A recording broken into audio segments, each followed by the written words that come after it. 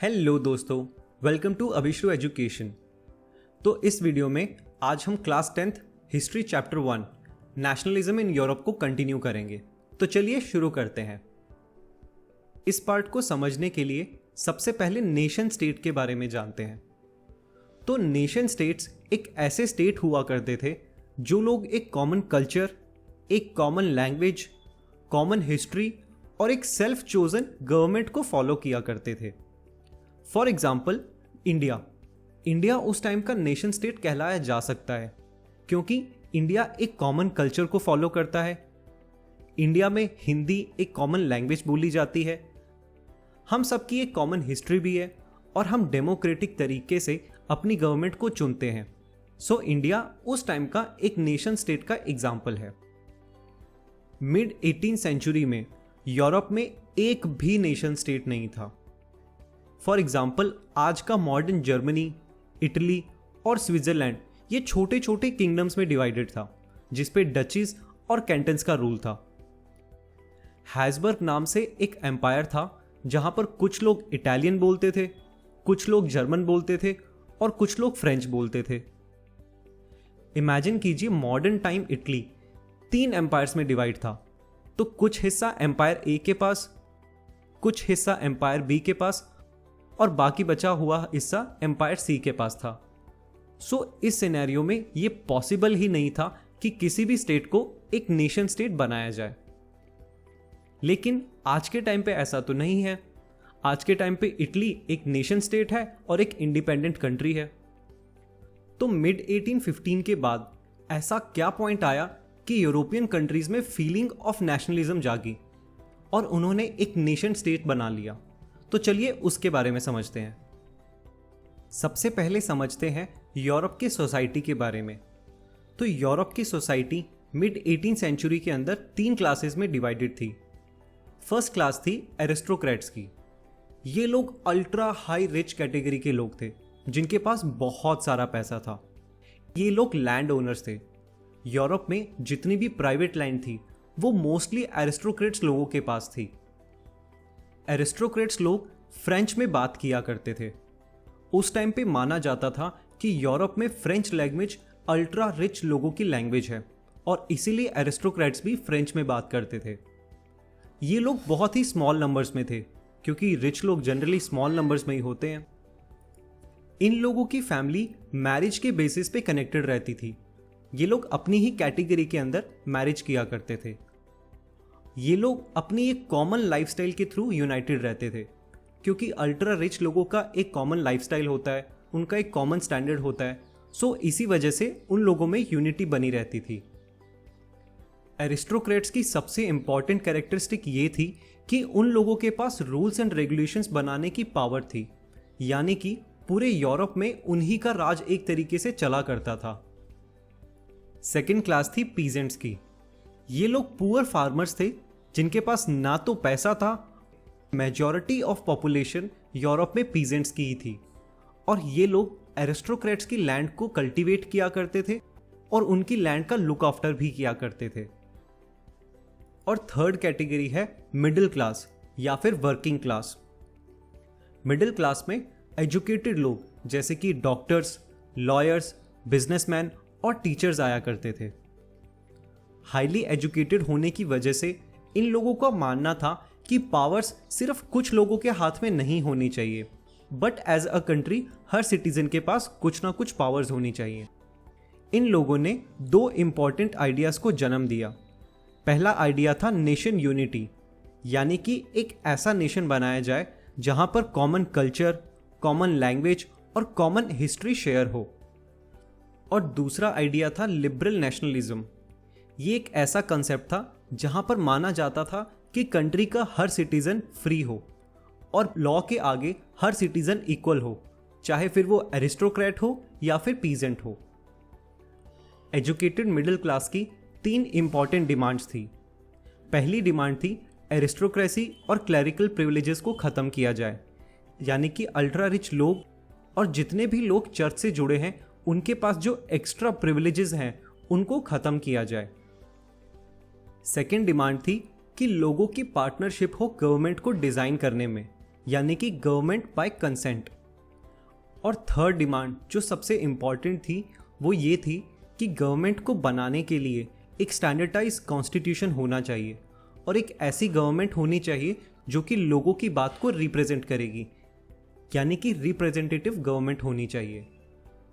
लेकिन इन आइडियाज़ को इम्प्लीमेंट करने में दो बड़ी प्रॉब्लम्स आ रही थी। प्रॉब्लम नंबर 1 थी कि यूरोप में हर किसी को वोट करने का अधिकार नहीं था। मैन जो 21 की एज से ऊपर थे और जिनके पास प्रॉपर्टी थी, सिर्फ उन्हीं को वोट करने का अधिकार था और वुमेन के पास तो वोटिंग राइट्स भी नहीं थे। Problem number 2, state to state trade करने के लिए बहुत सारे रिस्ट्रिक्शंस थे और हर स्टेट की अपनी अलग करेंसी थी। फॉर एग्जाम्पल, अगर एक मर्चेंट को हैम्बर्ग से न्यूमरबर्ग जाना है तो उसे 11 कस्टम बैरियर्स को पार करना पड़ेगा और हर जगह पर 5% कस्टम ड्यूटी देनी पड़ेगी। तो जितना वो प्रॉफिट नहीं बनाएगा उससे ज़्यादा तो वो कस्टम ड्यूटी दे देगा। इस ट्रेड की प्रॉब्लम का सोल्यूशन निकला कस्टम यूनियन को फॉर्म करने से, जिसका नाम रखा गया ज़ॉल्वरीन। ज़ॉल्वरीन को 1834 में पर्शिया में फॉर्म किया गया। कुछ टाइम बाद इस ज़ॉल्वरीन में कुछ जर्मन स्टेट्स भी आके ज्वाइन हो गए। इन लोगों की कंटिन्यूस डिमांड्स के बाद ट्रेड रिस्ट्रिक्शंस को फाइनली हटा दिया गया। 30 करेंसीज के बजाय अब सिर्फ 2 स्टैंडर्डाइज करेंसी रह गई थी। इस प्रॉब्लम के सॉल्व होने के बाद स्टेट टू स्टेट ट्रेड करना बहुत आसान हो गया था। अब बात करते हैं एक इंपॉर्टेंट कंसेप्ट के बारे में जिसका नाम है कंजर्वेटिज्म। कंजर्वेटिज्म का मतलब है कंजर्वेटिव आइडियाज को प्रमोट करना। कंजर्वेटिव सोसाइटीज में फ्रीडम और इक्वलिटी बहुत कम होती है। तो जब 1804 में नेपोलियन बोनापार्ट ने सिविल कोड लागू किया तो सोसाइटी में इक्वलिटी और फ्रीडम की भावना जागी, जो चीज़ एरिस्टोक्रेट्स को पसंद नहीं आई। तो जैसे ही वाटरलू की लड़ाई में नेपोलियन बोनापार्ट हारा और ट्रीटी ऑफ वियना साइन हुई, एरिस्टोक्रेट्स ने फिर से कंजर्वेटिज्म को प्रमोट करना शुरू कर दिया। कंजर्वेटिज्म में फिर से पुरानी चीज़ों को लागू किया गया, जैसे कि मोनार्की को रीएस्टैब्लिश किया गया। चर्च से जो प्रिविलेजेस ले लिए गए थे सिविल कोड के टाइम पे, वो उनको वापस दे दिए गए। कंजर्वेटिज्म को प्रमोट करने वाले लोग ये चाहते थे कि फिर से ऑटोक्रेसी आए, यानी कि सिर्फ कुछ लोगों के हाथ में ही पावर हो। सोसाइटी के अंदर सोशल हायरार्कीज को वापस प्रमोट किया गया, यानी कि फिर से अपर क्लास, मिडिल क्लास और लोअर क्लास बनाई गई। कंजर्वेटिव सोसाइटी में क्रिटिसिज्म और डिसएग्रीमेंट को टॉलरेट नहीं किया जा सकता था, यानी कि आप उनके रूल्स एंड रेगुलेशंस को क्रिटिसाइज नहीं कर सकते। अगर ऐसा करते हैं तो आपको सजा हो सकती है। सेंसरशिप को फिर से लागू कर दिया गया, यानी कि अब आपके पास फ्रीडम ऑफ स्पीच भी नहीं था। सिर्फ पब्लिक में ही नहीं, आप सॉन्ग्स में, न्यूज़पेपर में, आर्टिकल्स में, कहीं पे भी इस गवर्नमेंट या मोनार्की के खिलाफ आप कुछ भी प्रिंट नहीं कर सकते थे। तो कंजर्वेटिव सोसाइटी के खिलाफ आवाज उठाने के लिए एक रेवोल्यूशनरी सोसाइटी बनाई गई, जो कि कंजर्वेटिव थिंकिंग के बिल्कुल ऑपोजिट थी। क्योंकि एरिस्टोक्रेट रूल की वजह से सेंसरशिप लागू हो गई थी, इसीलिए रेवोल्यूशनरीज की जो सोसाइटी थी ये एक सीक्रेट सोसाइटी थी। रेवोल्यूशनरीज के कुछ बेसिक एम थे, जैसे कि spread the idea of nationalism.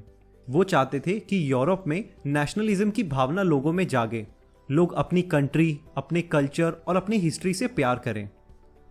दूसरा एम था ओपोज द मोनार्की। वो लोग चाहते थे कि मोनार्की सिस्टम खत्म हो, सारी पावर्स मोनार्की सिस्टम से हटाकर डेमोक्रेटिक सिस्टम में दे दी जानी चाहिए। थर्ड एम था freedom and end of autocratic rule. वो लोग ऑटोक्रेटिक रूल, यानी कि जिनके पास पैसा है उनके पास पावर है, इस टाइप के रूल से फ्री होना चाहते थे।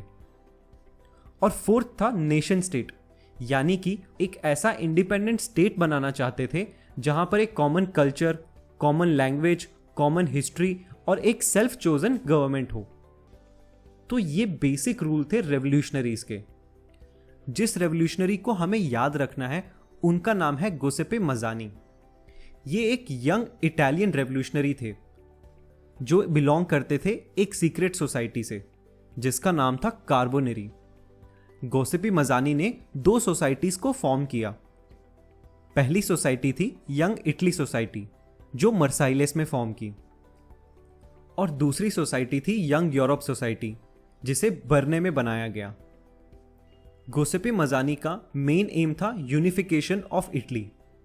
वो चाहते थे कि इटली एक नेशन स्टेट बन जाए, सो दैट वहां पर एक कॉमन कल्चर और कॉमन लैंग्वेज को शेयर किया जा सके। ग्योसेपे मजानी से इंस्पायर होकर जर्मनी, फ्रांस, स्विट्जरलैंड और पोलैंड में भी सीक्रेट सोसाइटीज को फॉर्म किया गया।